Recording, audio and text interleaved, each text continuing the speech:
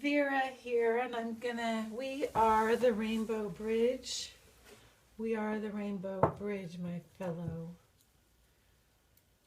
Earthlings, and we are here for it.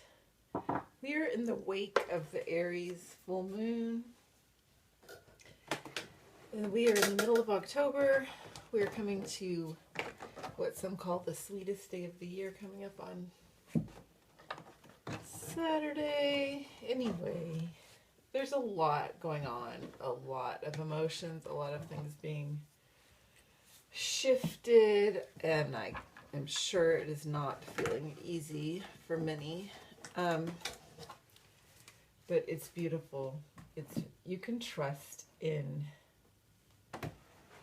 the beauty of your heart's knowing and experience. You can release old narrations. Narration and storytelling is a gorgeous thing that we as humans do and is part of our grid work. We need to release the old stories and create new ones.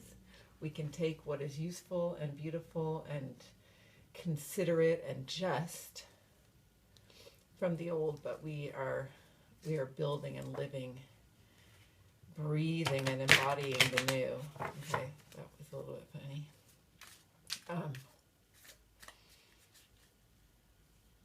So that you do not need to narrate yourself. You do not need to justify yourself. You do not need to neglect yourself in any manner. Okay. Good tidings and good fortune are yours and are on their way to you. And as I said on Instagram earlier today, just be in this deepest knowing of who you are, and everything will coalesce around you. You don't need to do anything. You can trust your intelligence. You can trust your companions. You can trust your higher self. You can trust it. I mean, we're at this amazing time of year when the veils are thin, and that can be kind of strange. I mean, sometimes I look around at all the Halloween decorations in the neighborhood and it starts to freak me out a little bit. But I think that goes back to the narration thing. You know, even as like we have these old ways of or, you know, not that old, but like this kind of like mass market, mass produced ways of celebration and idolization and indication of the times of year. To me, it's receding, like all the old calendars too, that aren't earth-based, that aren't body-based, that aren't within our biorhythms themselves, and the starlight that courses through us, and that we may trust in as we trust our own hearts, which are full and filled with starlight. Released and filled, released and filled, released and filled starlight. Your breath, your consciousness, your embodiment. I mean, the grace and gift and stewardship of all of these things. And just the being here now. It's amazing, guys. And you can release narration. Oh my gosh. And then I get, what is even happening here? A man is writing an inscription on a woman's back, or one figure is writing an inscription on another's back. I've never gotten that card before.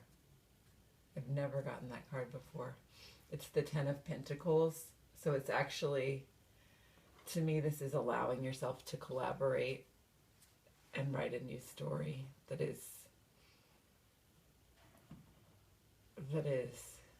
deeply consensual and reciprocal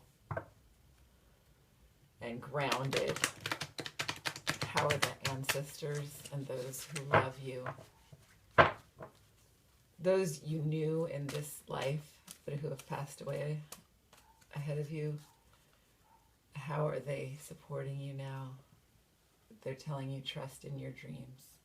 Trust in your visions. Trust in your knowing of all these levels of reality, your senses of them, and trust that they are helping you. They are helping you. They're looking on, they're cheering you on, and they're helping you. They're helping you. I like these two cards next to each other. I'll pull down all the cards at the end, and oh my gosh, it's so much about, I just, as I'm saying, we can release the old narration. I think there's like a deepening embodiment of the story of living this, of the pulling the dream,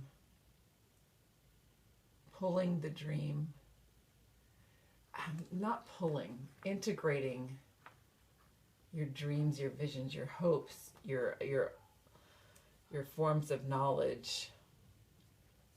I don't know, there's a shifting and a recalibration happening now, and it's the great work of love, and it's the great pulsing of love, you know, from the heart of the universe.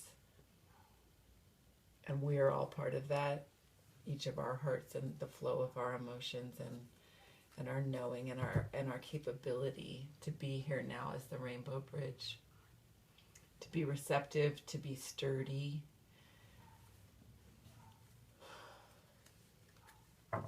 Okay. I think that I will also do, depending on how my day goes, I'll do tiny reads for every, and by tiny I mean teensy tiny. If you look at I have my private readings are called Tiny, Mini, and Maxi. Even my normal readings are called Mini, just because I'm obsessed with miniatures. But it's actually, I mean, they're pretty long readings, but they're not, I mean, any reading is obviously a coalescence of an inscription of something that's happening, like a gesture. Okay. What can you trust in terms of love and connection here? And you can trust in the mystery of how it all unfolds. You can trust in the mystery of life's unfolding, in the deep, gorgeous grace and elegance that is the mystery of each person's mind, each person's soul, each person's core, each person's heart, as you come together with those you are drawn to and who are drawn to you. You can trust in and deeply respect the sacred mystery that is each human being, okay? All right. Your counterpart, if you're watching this, Two of Swords. So there's, I love this card with the sky behind it, the universe. So there's an integration here of, again, the modes of knowing, things that you've denied within yourself. It's like it's a soul retrieval. It's this work, but you do not, I mean, you can call upon whichever practitioners, authors, etc.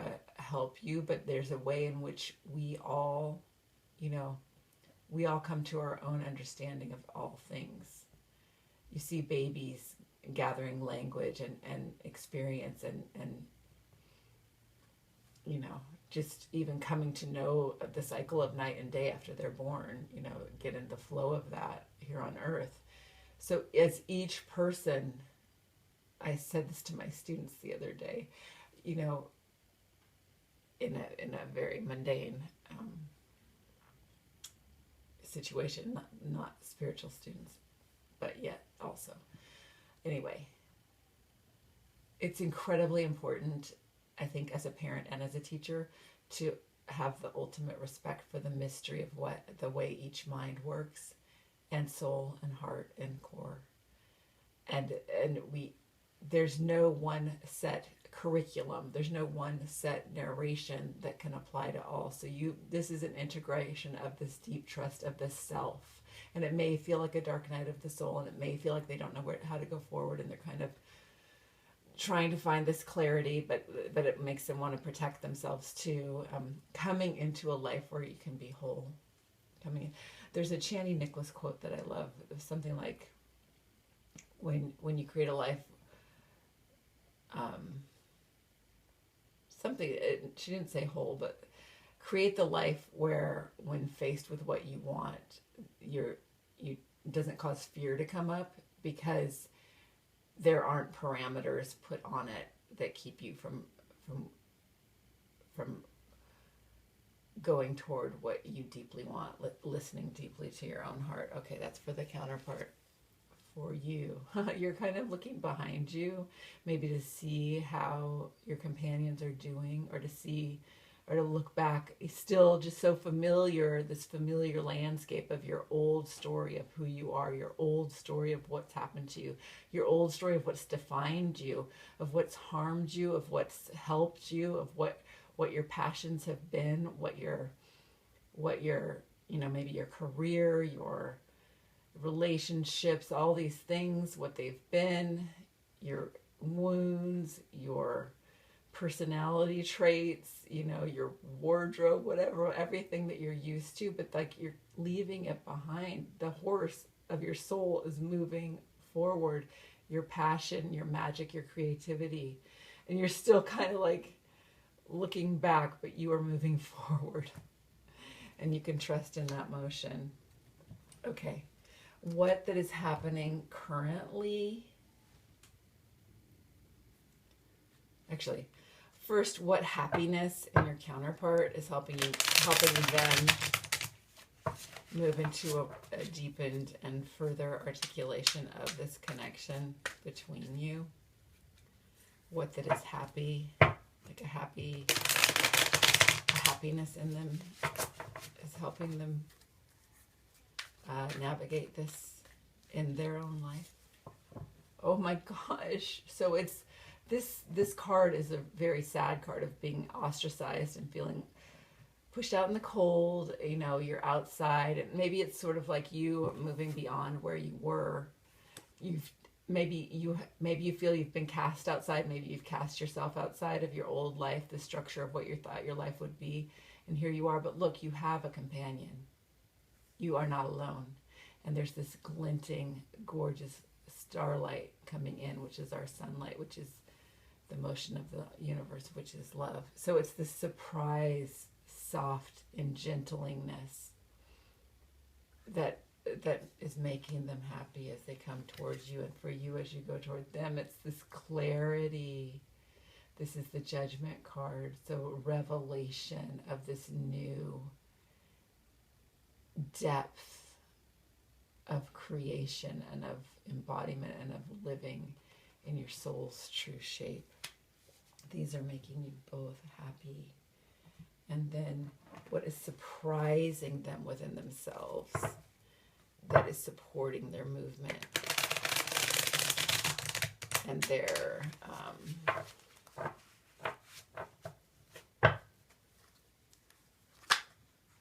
this time of collaboration between you two. A whole bunch of things just came out. We'll just look at what they are. So there's the Ace of Swords, the Queen of Swords, and the Empress. So it's this grounded, beautiful curiosity, this glamorous, I see this Queen of Swords as glamorous. So glamorous in the sense of magical also, and very much embodied, the Empress. So look at this. Perhaps they're surprised by what a grounded, like a sporty, glamorous, grounded energy you are in their life. And perhaps you also feel that way about them. So I'm going to put this here for what's supporting you both, what's supporting the connection. And I'll probably draw some more for that too. Okay, and then in your counterpart, what is surprising within them? Oh my gosh, the Knight of Wands and the Ace of Cups. So this passion, this homey love, and this overflowing source love. Like, you can go through your whole life sort of not believing love is really real. Like it's all this fairy tale. There's no such thing as true love. There's a Bell Hooks book where she talks about, you can go on thinking that that's not true, and then you don't feel bad for not experiencing it. She talks about it in this way. If you accept that it's actually true, there is such a thing, And it's extremely powerful. It's the most powerful force in the universe, according to Einstein, who wrote a letter to his daughter saying that and said, like, people aren't ready to know that. But that's absolutely the strongest, most important. That is the universe, as the old poet Rumi said too, or maybe it was his. Anyway, okay, so the Two of Cups is surprising them, that they are able to be in a relationship, that they are able to be in a relationship that is good, that is good, that is clear, that is true, that does not harm them, that does not require them to harm themselves. That is surprising them within themselves, that they're capable of that. And then you, oh, that wishes are coming true, that you just sit enthroned on your simple chair with your simple book and your simple head leaning against your simple hand, and your dreams are actually coming into reality.